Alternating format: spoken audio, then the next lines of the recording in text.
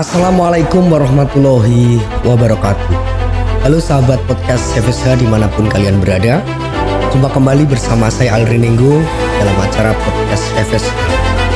Pada kesempatan kali ini saya selaku moderator akan memandu jalannya diskusi dengan tema 17+8 tuntutan rakyat.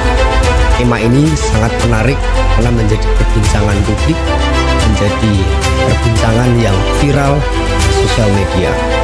Tentunya tuntutan rakyat muncul karena adanya dinamika politik yang sangat panjang, adanya hak rakyat yang belum dipenuhi oleh pemerintah secara baik, kemudian keadilan sosial juga belum sepenuhnya berjalan dengan baik, sehingga muncul tuntutan rakyat. Dan terakhir adalah munculnya demonstrasi secara besar-besaran di daerah dan tuntutan dari kalangan berbagai latar belakang sehingga memunculkan tuntutan yang sangat besar. Hari ini kita sudah menghadirkan narasumber yang sangat luar biasa. Ia adalah mahasiswa berprestasi dari Prodi Ilmu Hukum. Kemudian dia juga pernah menjabat Direktur Kajian Debat Mahasiswa, sehingga layak untuk kita hadirkan di sini. Siapa dia? Langsung saja kita ngobrol bersama Ahmad Arifin. Selamat siang Ahmad Arifin. Selamat siang Pak. Apa kabar hari ini? Alhamdulillah baik. Alhamdulillah sehat. Baik, sebelum kita masuk ke substansi, menurut Mas Arifin, apa arti dari 17+8 tuntutan rakyat itu sendiri? Oke, baik Pak.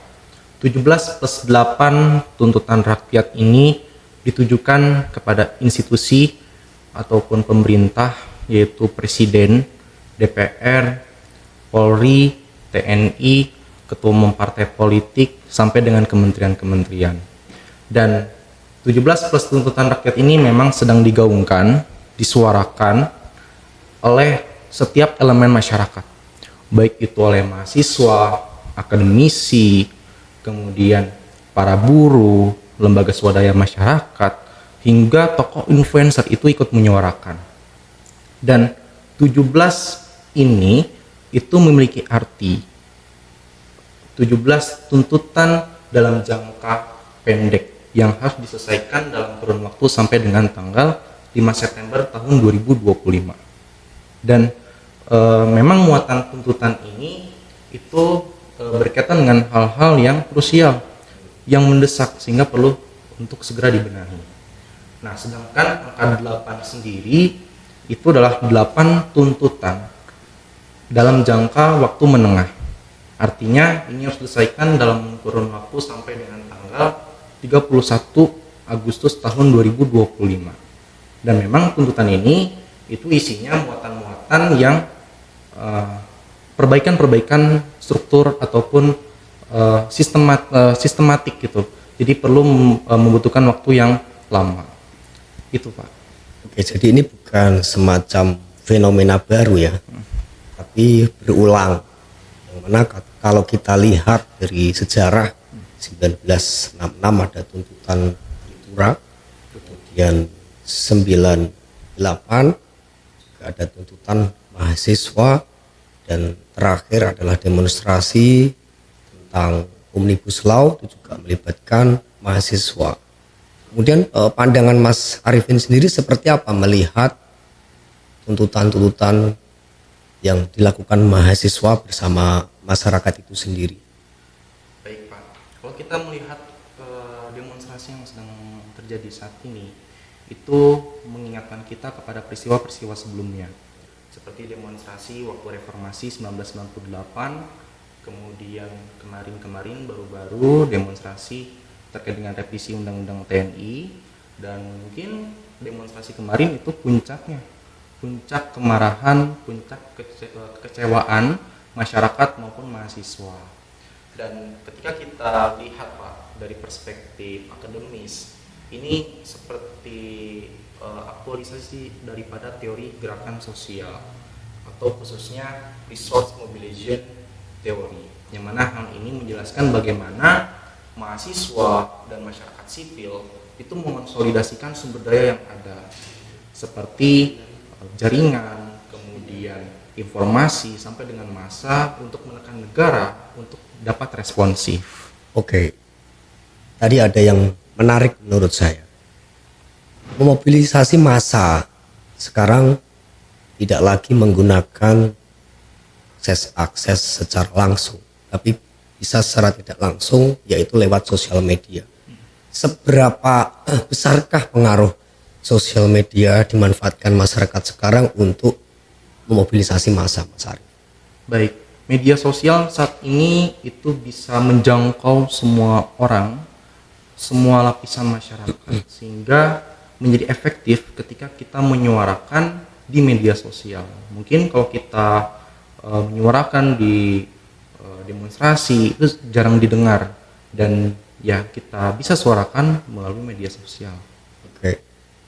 Pernah ada hashtag no viral no justice. Ya, itu pandangan Mas Arif ini seperti apa kalau dikaitkan dengan peristiwa demonstrasi yang kemarin? Ya itulah, ketika belum viral pasti tidak didengar suara-suara kita. Jadi ya itu menjadi langkah utama juga ketika memang suara kita tidak didengar, kemudian suara kita diabaikan, kita bisa menyuarakan hal-hal tersebut di media sosial seperti Instagram, kemudian TikTok, dan media online lainnya. Jadi itu lebih ke strategi masyarakat sipil untuk menyuarakan hak-hak rakyat agar lebih cepat direspon oleh pemerintah ataupun legislatif. Betul. Oke. Kemudian apa yang melatar belakangi menurut Mas Arifin yang melatar belakangi 17+8 tuntutan rakyat itu sebenarnya apa, Mas? Oke, baik. Sebetulnya ini adanya ketidakselarasan antara amanat Undang-Undang Dasar 1945 dengan praktik penyelenggaraan negara, yang mana ketidakselarasan tersebutlah yang membuat masyarakat terdorong untuk menyuarakan aspirasinya. Karena setiap ada kesalahan, setiap ada kekeliruan, itu diabaikan begitu saja oleh pemerintah ataupun parlemen, sehingga saluran representasi formal kita seperti institusi pemerintahan ataupun parlemen itu tidak cukup responsif, Pak. Dan ya, rakyat melalui mahasiswa itu bisa mengambil jalan yang dinamakan ekstra parlementer, yaitu jalur di luar forum parlemen. Itu biasanya bisa melalui tuntutan publik ataupun bisa melalui gerakan-gerakan yang lainnya. Gitu. Oke. Kalau kita lihat peristiwa demonstrasi yang kemarin, saya kira teman-teman sudah paham. Jadi memang para anggota parlemen ini kurang merespon. Ya. Kurang merespon artinya ketika ada demonstrasi justru malah menghindari. Nah, menurut Mas Arifin kira-kira hal itu disebabkan karena apa? Dan apakah ada kekhawatiran dari parlemen sendiri terkait dengan tuntutan-tuntutan itu? Baik, sebetulnya tuntutan itu kan lahir atas dasar kekecewaan, ketidakpuasan daripada masyarakat terhadap pemerintah ataupun parlemen. Terlebih parlemen saat ini itu jarang turun mendengarkan aspirasi masyarakat ataupun teman-teman yang demonstrasi di jalan. Dan ini juga menjadi pertanyaan bagi parlemen. Mereka serius tidak gitu untuk menjadi wakil rakyat, khususnya juga pemerintah serius tidak menjalankan kebijakan ataupun istilahnya ya masyarakat sudah percaya kepada wakil rakyat ataupun pemerintah untuk menjalankan tugasnya, seperti itu, Pak. Oke. Pandangan masyarakat sekarang parlemen itu lebih banyak menyuarakan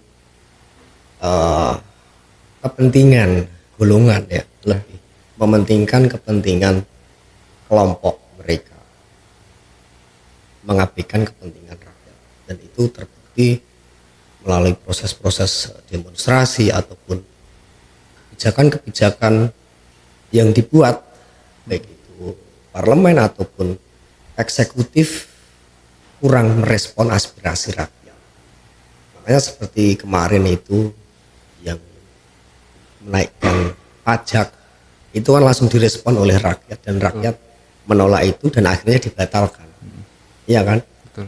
Berarti proses demokrasi saat ini kurang berjalan dengan baik, kurang berjalan dengan sebagaimana mestinya karena adanya unsur-unsur kepentingan yang sulit untuk direalisasikan atau berpihak kepada rakyat. Oke, kita masuk ke substansi Mas Arifin.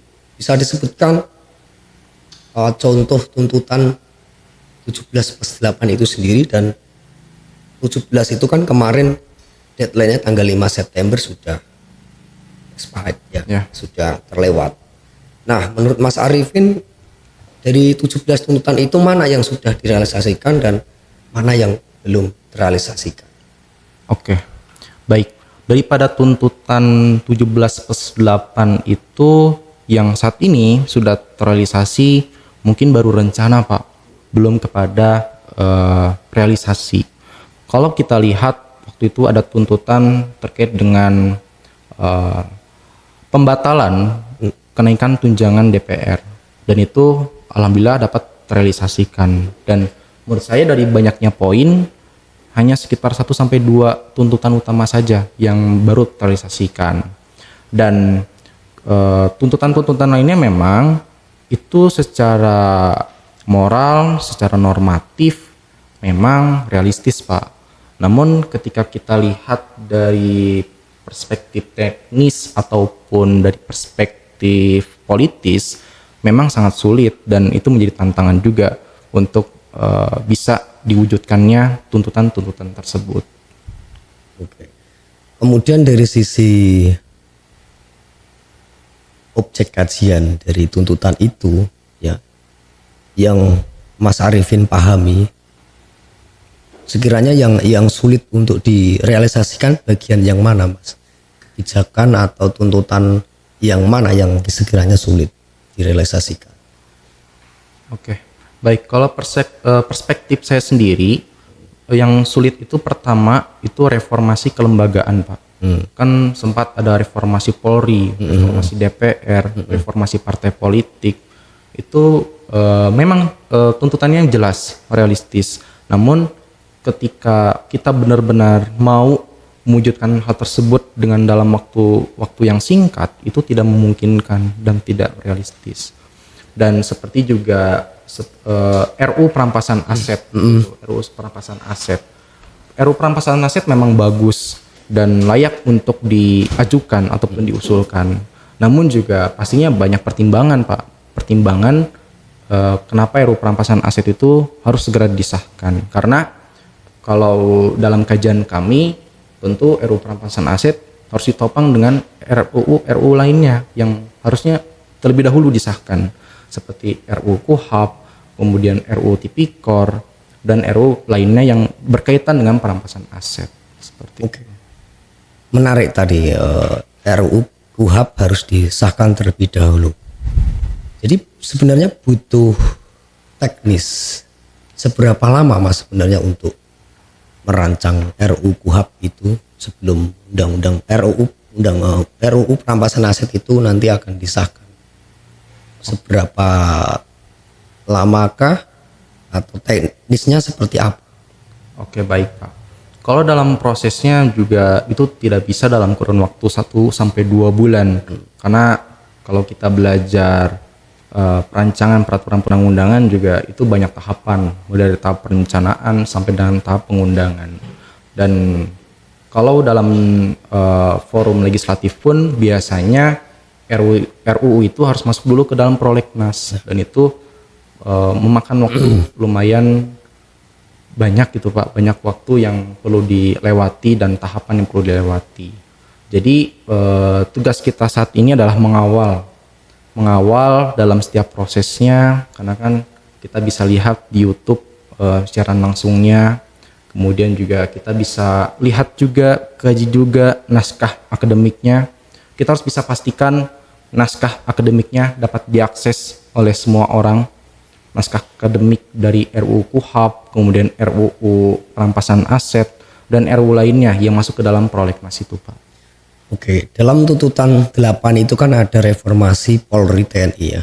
Ya. Nah, yang menjadi perhatian Mas Arifin, kira-kira apa yang perlu direformasi? Baik, kalau dari Polri sendiri ya Pak, dari Polri sendiri memang belakangan ini kita lihat represif. Terlebih ketika terjadinya demonstrasi besar-besaran ataupun demonstrasi dari setiap daerah. Dan polisi selalu menggunakan perlengkapan-perlengkapan yang represif gitu. Ya, sering dibenturkan antara demonstran dengan aparat. Dan harapannya juga Polri bisa direformasi dalam segi menangani setiap tindakan demonstran. Dan kemarin juga kita mendapatkan kabar buruk, banyak yang meninggal dunia, sekitar ya yang kita kenal itu almarhum Afan, dan ya itu menjadi hal yang perlu kita refleksikan bahwasanya, dan kita juga harus bisa kawal untuk reformasi Polri ini gitu Pak. Kemudian ada lagi nggak yang menjadi sorotan Mas Arifin terkait dengan 8 tuntutan yang deadline-nya tahun depan, 1 tahun ke depan? Oke, itu ada terkait dengan reformasi KPK Pak. Reformasi KPK yang memang KPK belakangan ini kurang independen, dan harapannya juga ada revisi terkait dengan undang-undang KPK. Undang-undang KPK. Itu karena dalam segi penindakan dan sebagainya itu perlu ada persetujuan dari Dewan Pengawas kayak gitu. Dan itu sebelumnya juga nggak ada kan, baru direvisi beberapa tahun terakhir yang meminta izin dulu kan. Betul. Nah itu sebagai bentuk bisa dikatakan pelemahan KPK Mas? Itu bisa, karena posisinya KPK tidak bisa leluasa untuk melakukan penindakan. Dan KPK itu harusnya independen ya? Harusnya independen. Nggak bisa di bawah eksekutif. Iya, betul. Karena bagaimanapun yang namanya korupsi itu kan nggak bisa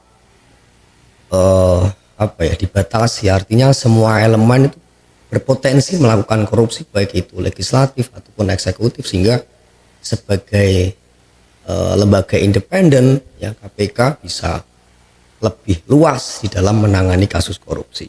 Oke. Kalau kita kaitkan Mas Arifin dengan Undang-Undang Dasar 45 ataupun undang-undang, sebenarnya tuntutan rakyat ini landasan konstitusionalnya apa Mas? Oke, baik Pak.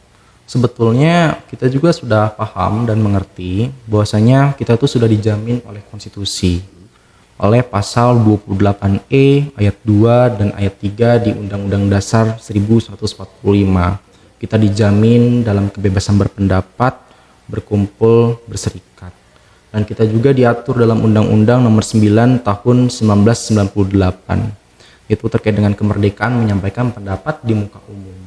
Dan kita juga dijamin oleh Undang-Undang Hak Asasi Manusia, Pak. Jadi tidak ada alasan bahwasanya kita melanggar dan juga tidak mengikuti daripada apa yang terjadi saat ini.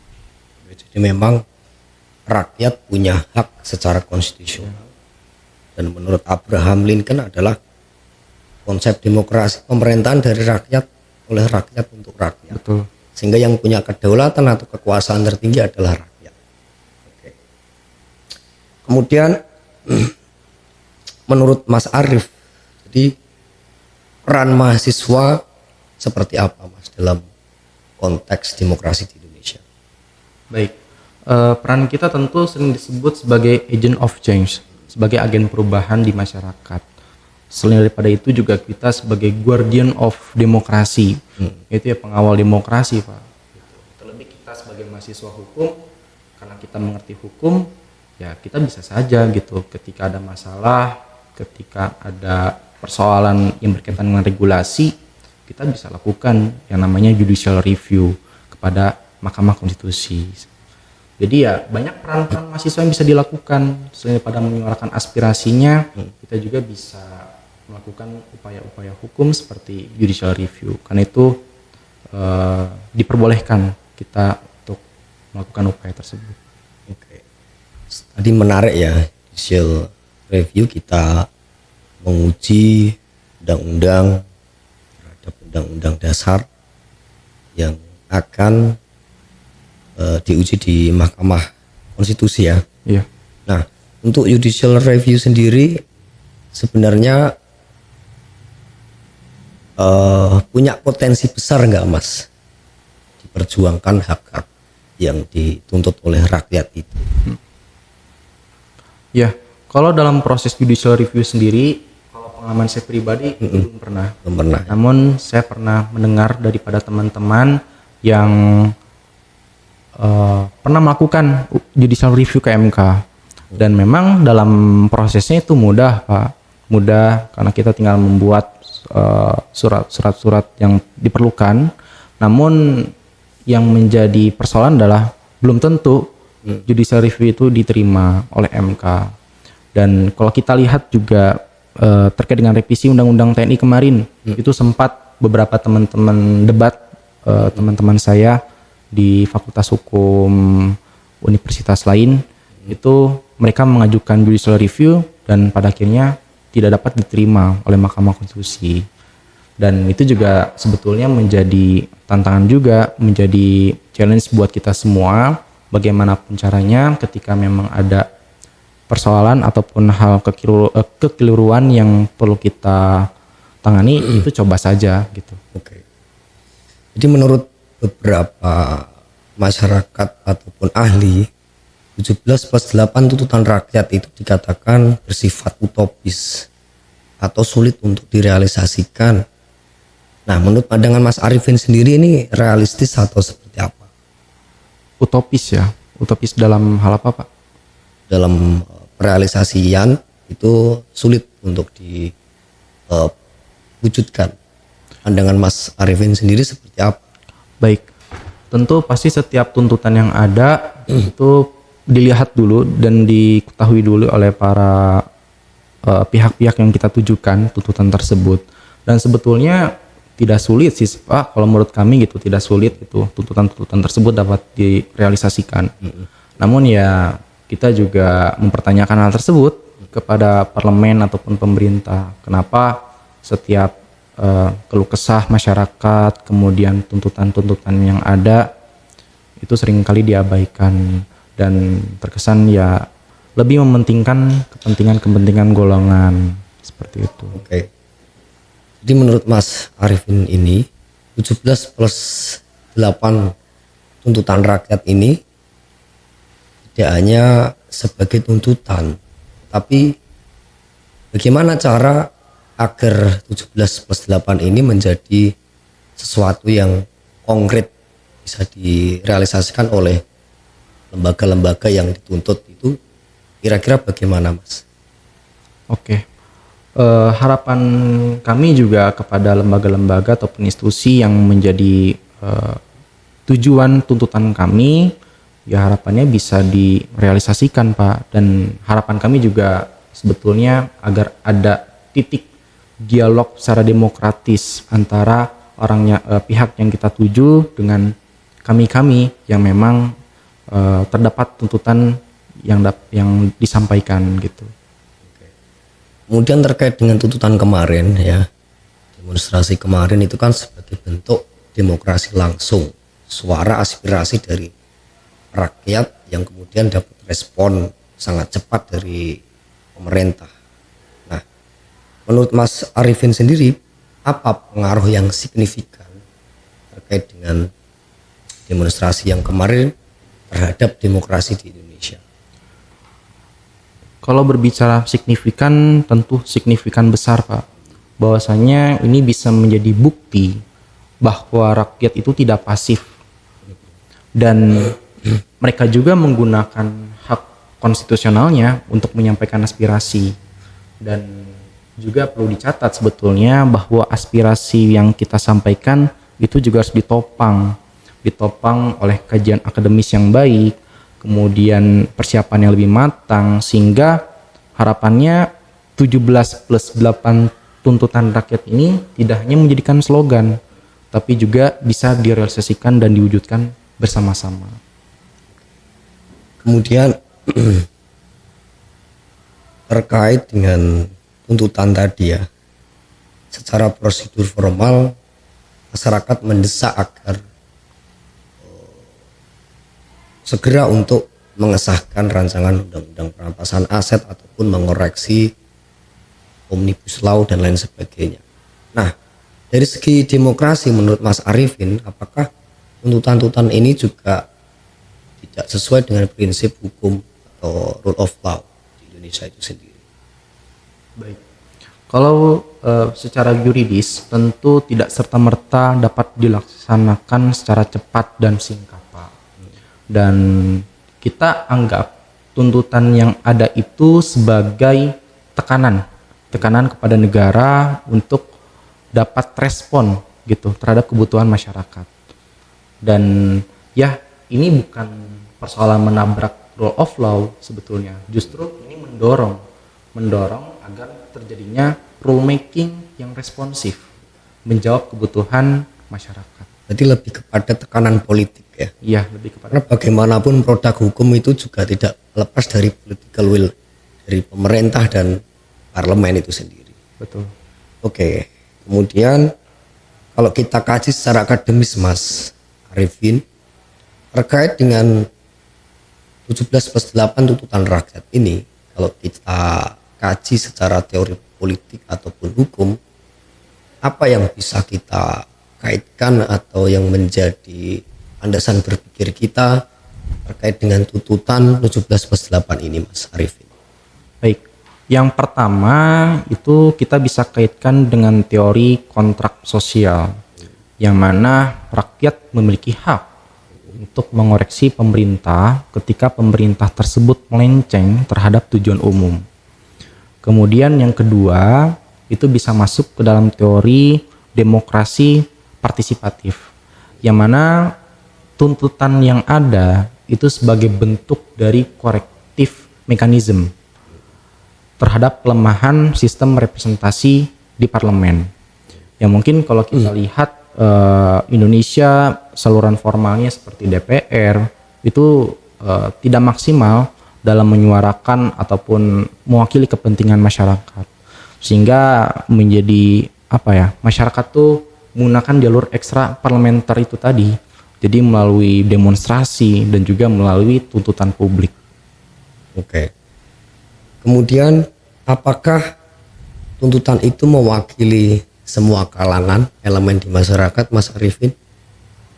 Menurut Mas Arifin seperti apa? Baik, kalau kita lihat dari 17+8 tuntutan rakyat itu sudah sangat mewakili setiap elemen masyarakat.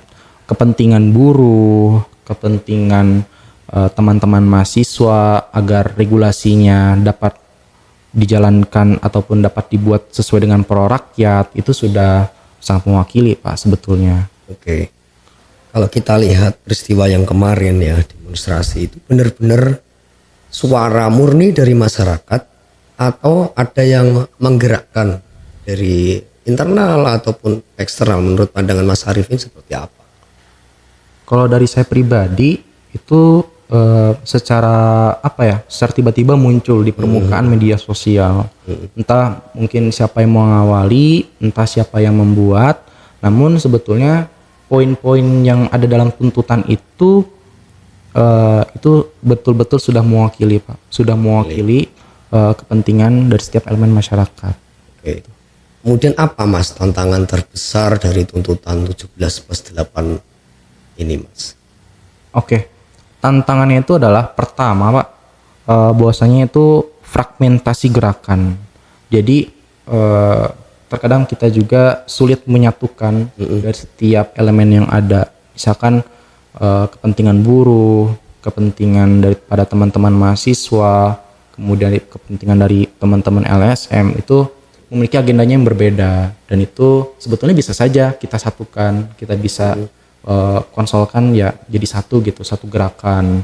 Terus yang kedua itu stigma negatif yang muncul di benak teman-teman demonstran, yang mungkin masyarakat menganggap demonstran itu ricuh, kemudian berbuat kerusuhan dan sebagainya, padahal ya Sebetulnya tidak juga kalau misalkan kita tidak dibenturkan dengan aparat ataupun suara kita didengar sama wakil rakyat. Kemudian yang ketiga itu respon negara, Pak. Respon negara. Harapan kita sih didengar, namun responnya ya kita malah ditabrakin gitu, pertemukan dengan aparat sehingga terjadilah chaos dan sebagainya. Apa yang perlu diperbaiki Mas untuk ke depan agar tuntutan rakyat itu juga bisa realistis, bisa direspon oleh pemerintah dan direalisasikan dengan penuh tanggung jawab? Oke, pertama itu kita bisa perkuat dulu kajian akademik kita, Pak. Kajian akademik dari setiap poin tuntutan agar berbasis pada data yang lengkap. Karena kalau sudah lengkap ya tinggal ditinjau saja sama pemerintah dan tinggal diputuskan gitu bagaimana. Kemudian yang kedua, kita bisa perluas kanal advokasi, Pak. Jadi tidak hanya melalui demonstrasi sebetulnya, kita juga bisa tadi melakukan judicial review, kemudian kita juga bisa membuat forum-forum publik dan rapat dengar pendapat dan sebagainya. Dan ketiga juga kita harapannya bisa membangun lintas sektor daripada setiap pihak itu tadi, mulai dari mahasiswa, para buruh, dan elemen masyarakat lainnya. Oke, apa dampak secara sosial politik jika tuntutan rakyat ini tidak terrealisasikan dengan baik ataupun tidak sesuai dengan keinginan rakyat? Baik, tentunya ini akan munculnya krisis kepercayaan publik, Pak. Krisis kepercayaan publik, kemudian terjadinya polarisasi politik, kemudian juga ini akan memicu gerakan-gerakan baru, gerakan-gerakan yang lebih masif dan juga lebih besar gitu, karena makin muak ya makin marah masyarakat, seperti itu. Oke. Kemudian apa solusi untuk pemerintah dan rakyat agar tidak ada lagi peristiwa-peristiwa seperti kemarin yang memakan banyak korban, tapi juga demokrasi kita ini bisa berjalan dengan sehat, kemudian hak-hak rakyat juga terpenuhi dengan baik, seperti apa Mas Arifin? Baik, pemerintah perlu menunjukkan political will, Pak, dengan merespon setiap tuntutan yang ada, yang mana ini juga perlu adanya roadmap yang jelas. Jadi rakyat punya roadmap, pemerintah juga punya roadmap.